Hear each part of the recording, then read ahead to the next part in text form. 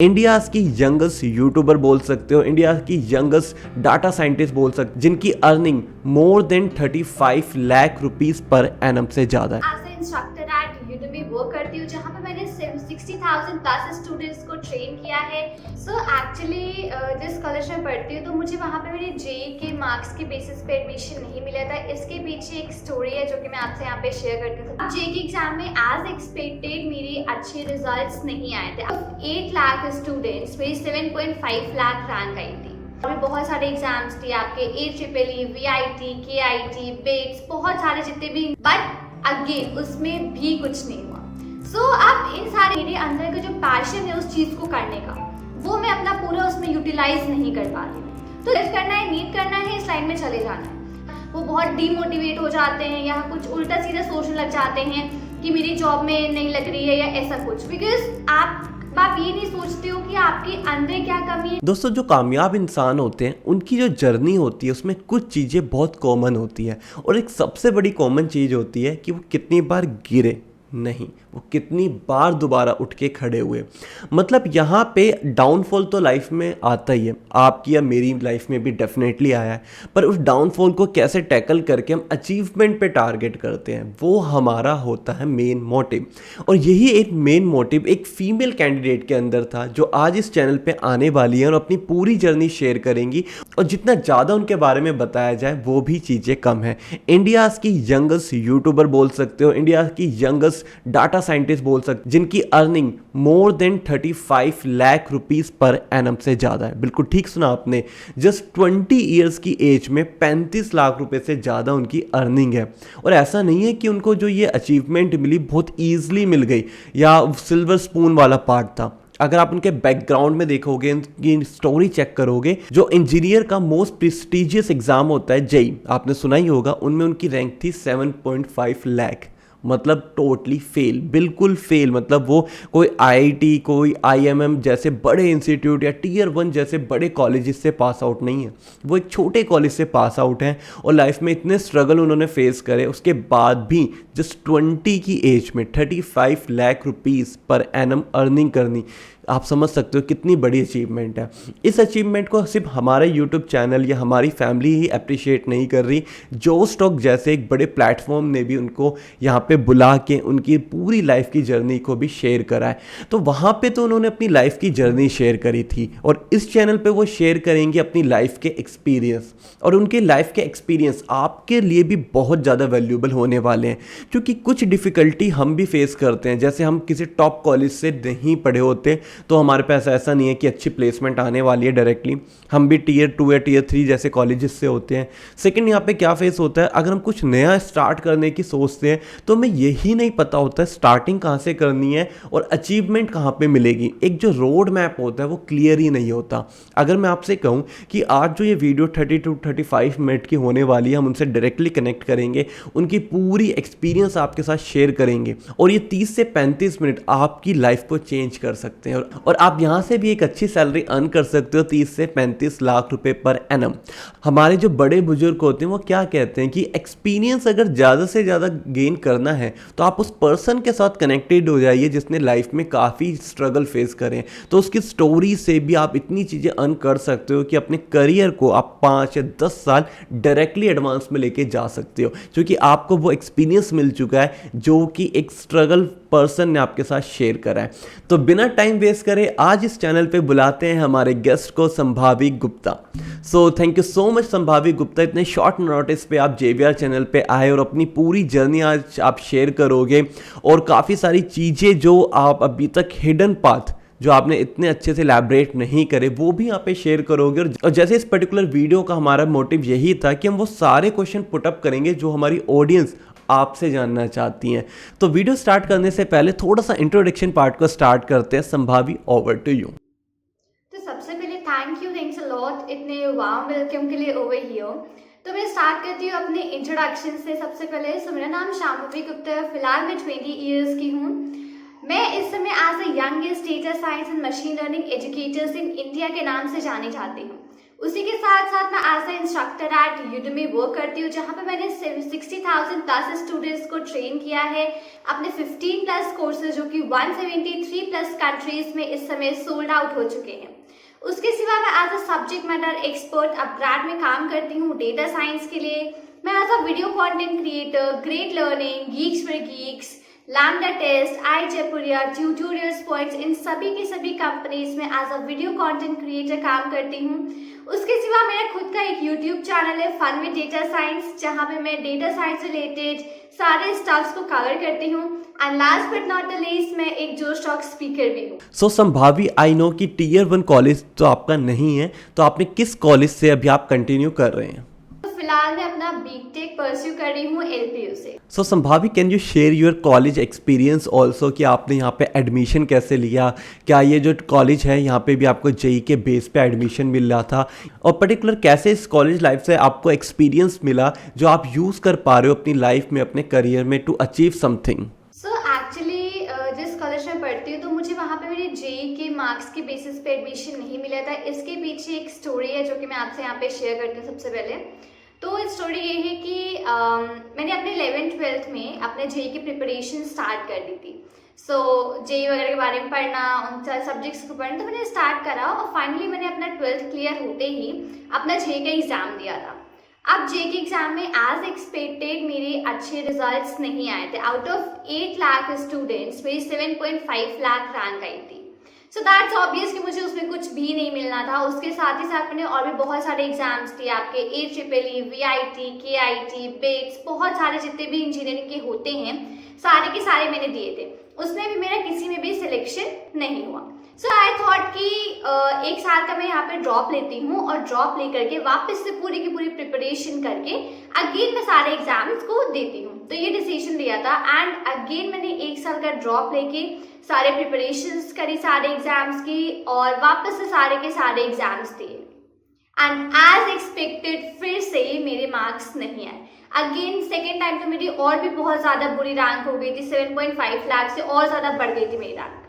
तो इस तरीके से मुझे ना तो जेई के थ्रू किसी कॉलेज में एडमिशन मिला और ना ही मैंने और जो अलग एग्जाम्स भरे थे ना ही मुझे उसमें किसी मिला।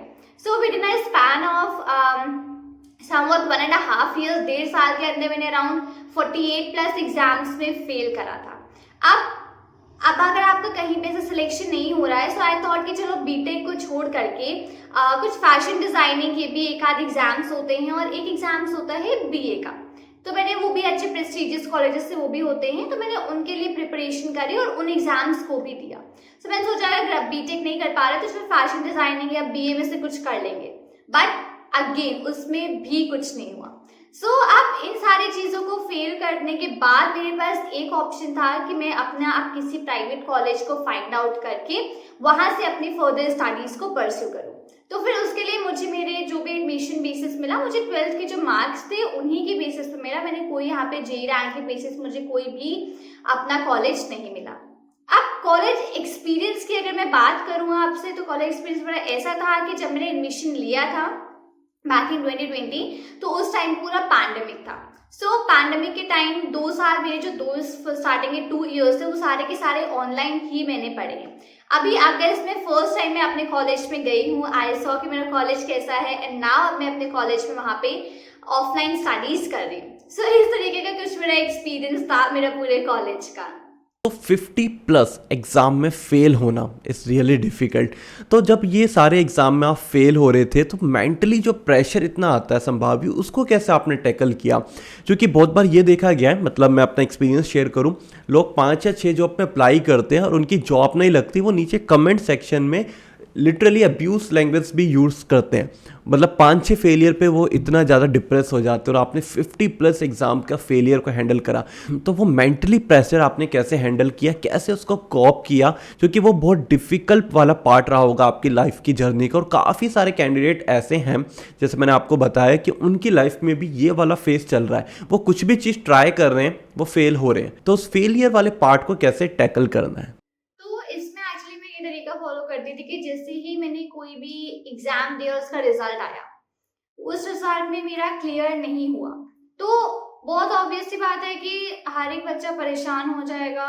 तो मैं भी परेशान होती थी, लेकिन मेरी वो परेशानी 4 से 5 मिनट की होती थी। जो निराशा होती है वो 4 से 5 मिनट की होती थी केवल।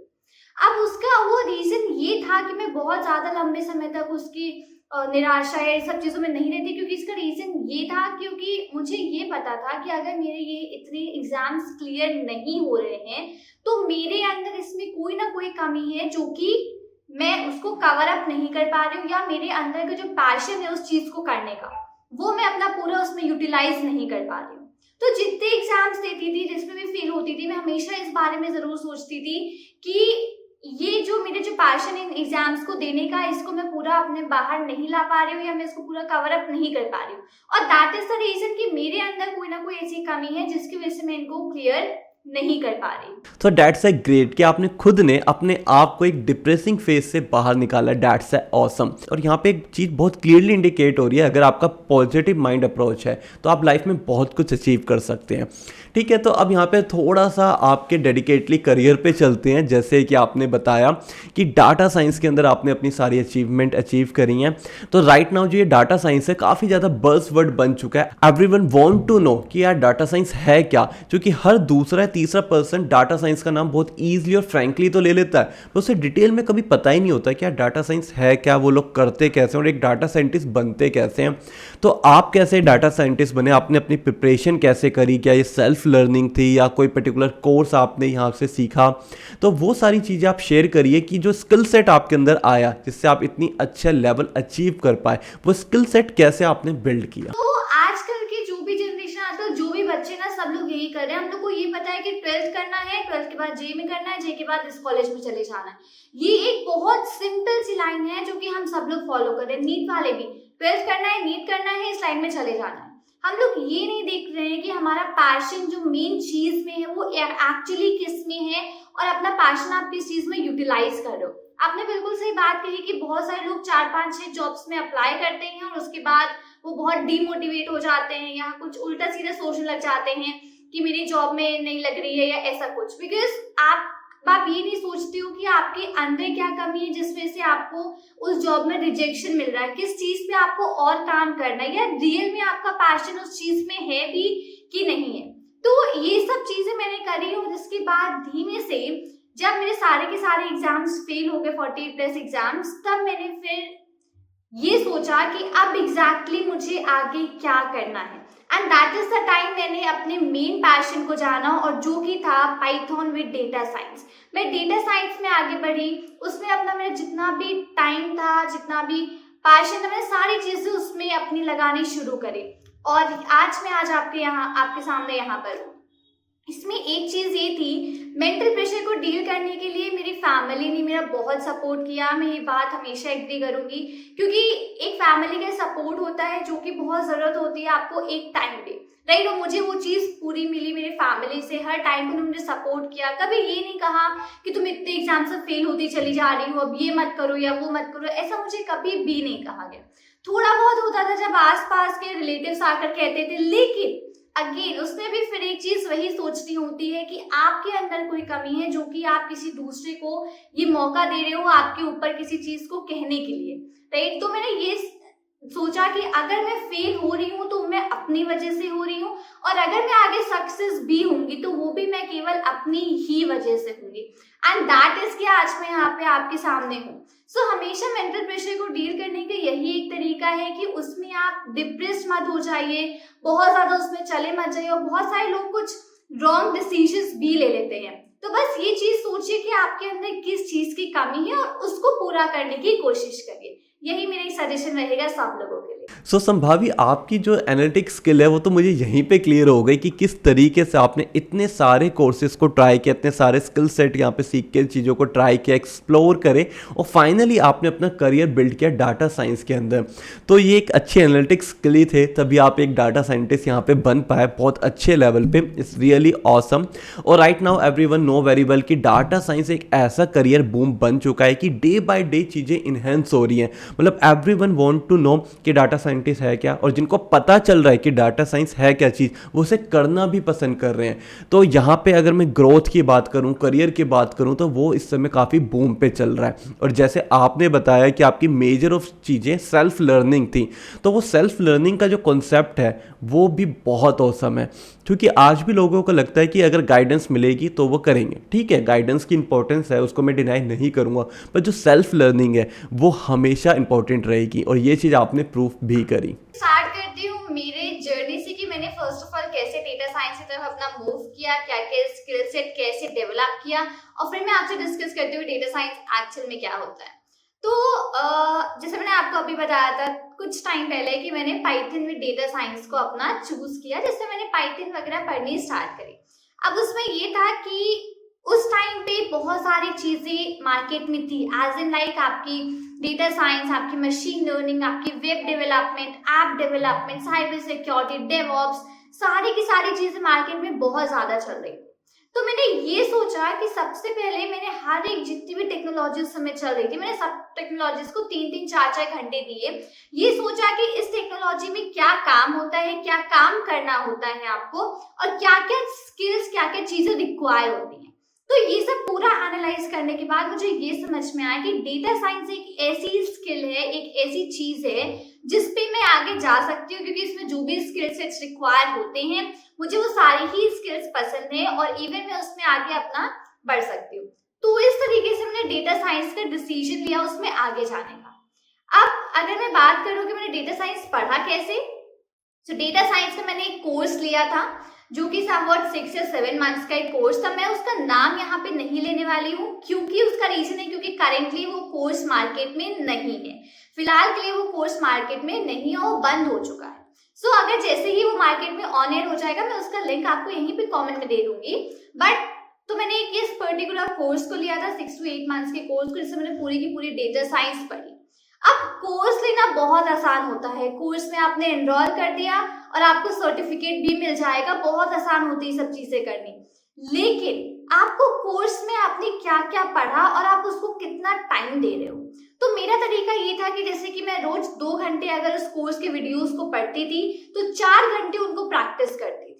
यही एक फॉर्मूला था जो कि मैंने थ्रू आउट अप्लाई किया अपने कोर्स पे, हर टाइम पे अप्लाई करती हूँ। आज भी अगर मैं कोई नई चीज सीख रही हूँ तो आज भी मैं उसी चीज को अप्लाई करती हूँ, उस चीज को जितना देर पढ़ती हूँ उसके जस्ट डबल टाइम प्रैक्टिस करती हूँ, बिकॉज हम सब लोग जानते हैं practice makes a man perfect.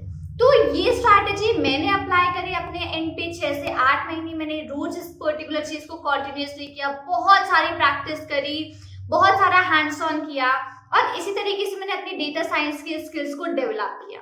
अब एग्जैक्टली डेटा साइंस होता क्या है इस बारे में थोड़ी सी बात कर लेते हैं। जैसे कि अगर मैं आपसे बहुत सिंपल भाषा में बात करूं तो हम सब लोग एस्ट्रोलॉजर्स को जानते हैं, ज्योतिष क्या करते हैं, वो आपके फ्यूचर के बारे में बताते हैं, प्रेडिक्ट करते हैं, वो आपके फ्यूचर के बारे में प्रेडिक्ट करते हैं, आपको बताते हैं।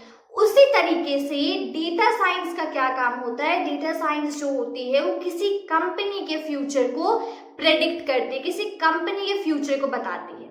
अब मैं एक बहुत छोटे से एग्जांपल से आपको इसको एक्सप्लेन करूंगी। हम सब लोग ऑनलाइन शॉपिंग करते हैं, सब लोग बहुत सारी ई कॉमर्स वेबसाइट से हम लोग रोज कुछ ना कुछ मंगाया करते हैं, और जैसे ही वो सामान आपके घर पे डिलीवर हो जाता है आपसे रेटिंग्स और रिव्यूज मांगे जाते हैं। अब मतलब क्या होता है रेटिंग्स और रिव्यूज का, तो आप जो भी इंफॉर्मेशन देते हो, आपकी रेटिंग आपने जो दी है, आपका नाम, आपकी प्लेस, आपका कॉन्टैक्ट नंबर, आप किस जगह पे हो, आपने क्या प्रोडक्ट मंगाया है, सारी की सारी चीजें जाके एक डेटा बन के सेव हो जाती है। अब यहाँ पे आता है डेटा साइंस का काम, कि डेटा साइंस की हेल्प से हम लोग ये फाइंड आउट करने की कोशिश करते हैं कि इस प्रोडक्ट का जो सेलर है, सबसे अच्छा कौन सा सेलर है, इस प्रोडक्ट का सबसे अच्छी रेटिंग्स किस पर्टिकुलर सेलर को दी जा रही हैं, वो कुछ किस सिटी से है, किस एरिया से बिलोंग करता है, और आगे उसी सेलर से और प्रोडक्ट्स को हम लोग लॉन्च कराने की कोशिश करते हैं, उसमें ऑफर्स लगाते हैं, और इसी तरीके से कंपनी को आगे बढ़ाने के लिए डिसीजंस को लिए जाते हैं। ये होती है आपकी डेटा साइंस। तो किसी भी कंपनी में आगे जो फ्यूचर में क्या चीजें होने वाली हैं, कैसे होने वाली हैं, ये सारा का सारा काम डेटा साइंस का ही होता है।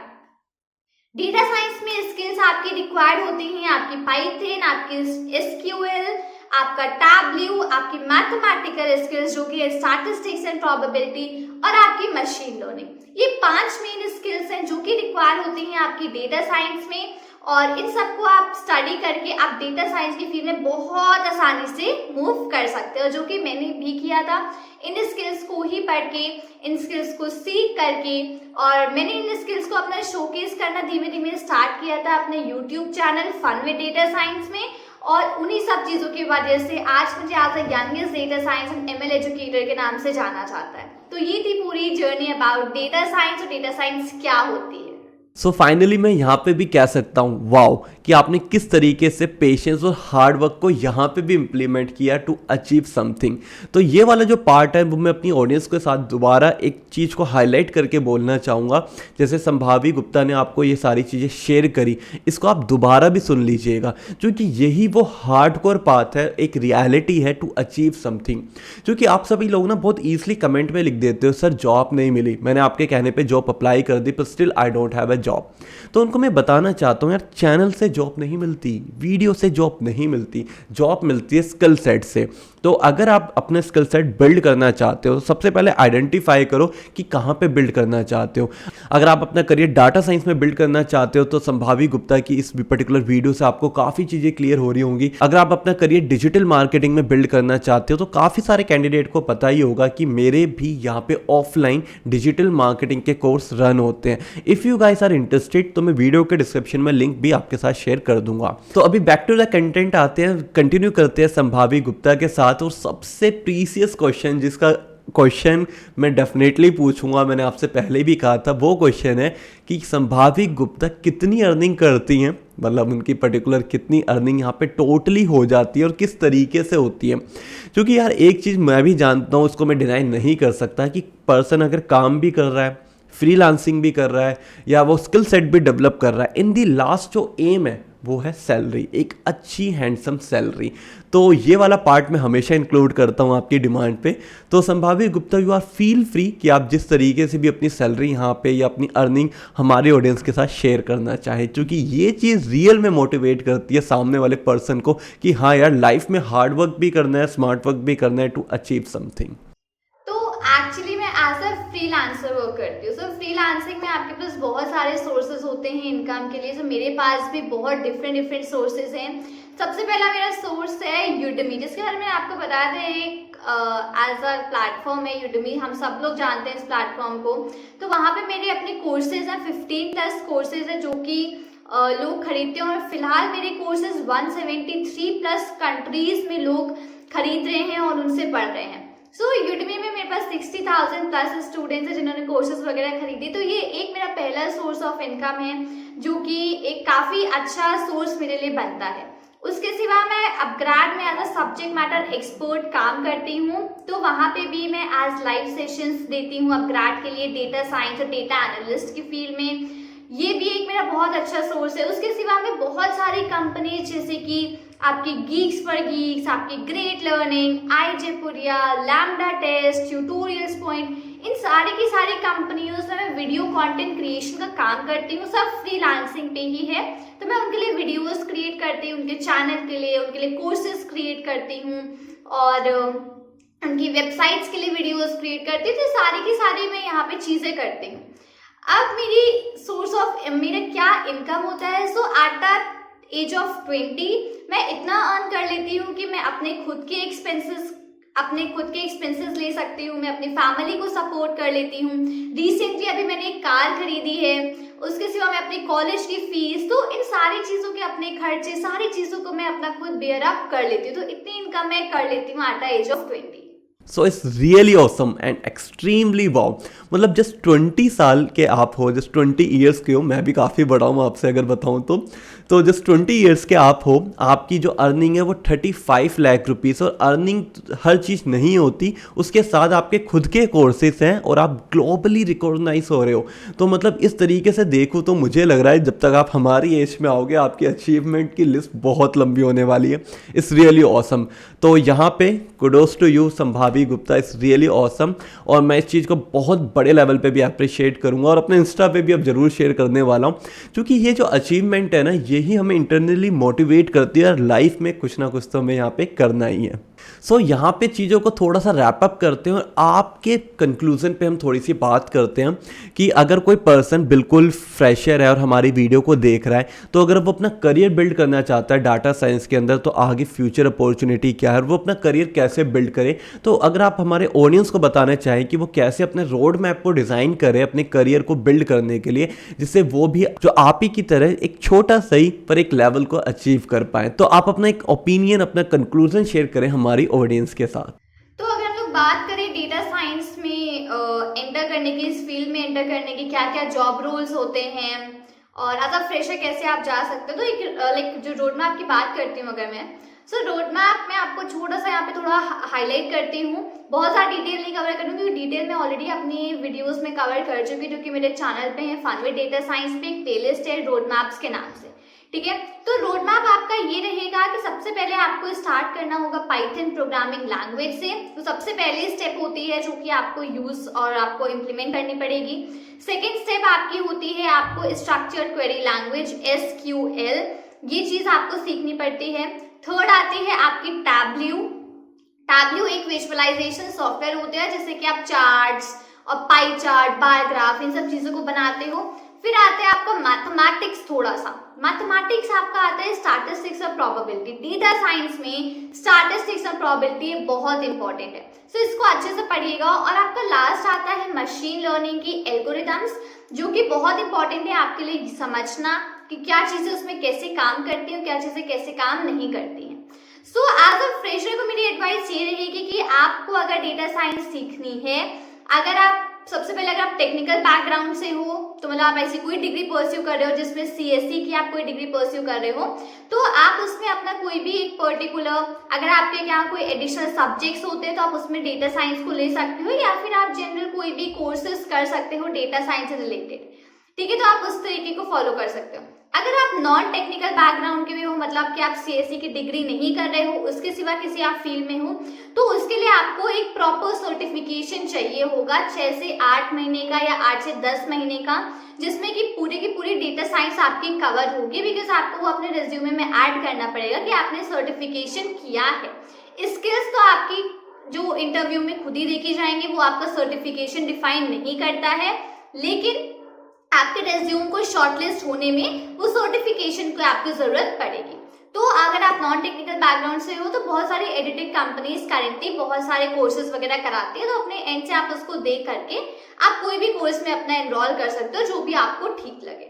और फ्रेशर्स या हर एक के लिए मेरी एक ही एडवाइस रहेगी कि डेटा साइंस हम सब लोग जानते हैं बहुत बूमिंग टेक्नोलॉजी है।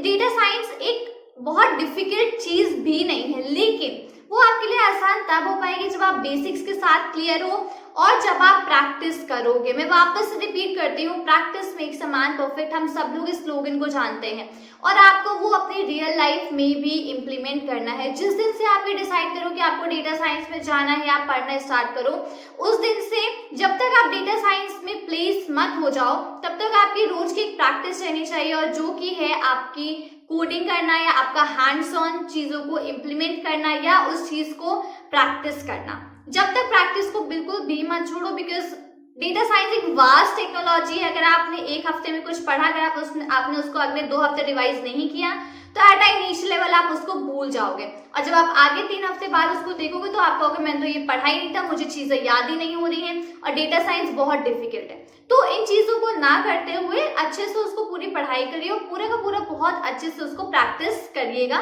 डेटा साइंस को। यही एडवाइस मेरी रहेगी हर एक पर्सन के लिए जो कि डेटा साइंस की फील्ड में जाना चाहता है। सो इट्स रियली नाइस कि जैसे आपने बताया कि फ्रीलांसर तो अपॉर्चुनिटी बहुत सारी हैं, साथ में कंपनीज भी बहुत रैपिडली, बहुत तेज़ी से यहाँ पे डाटा साइंस को हायर कर रही हैं।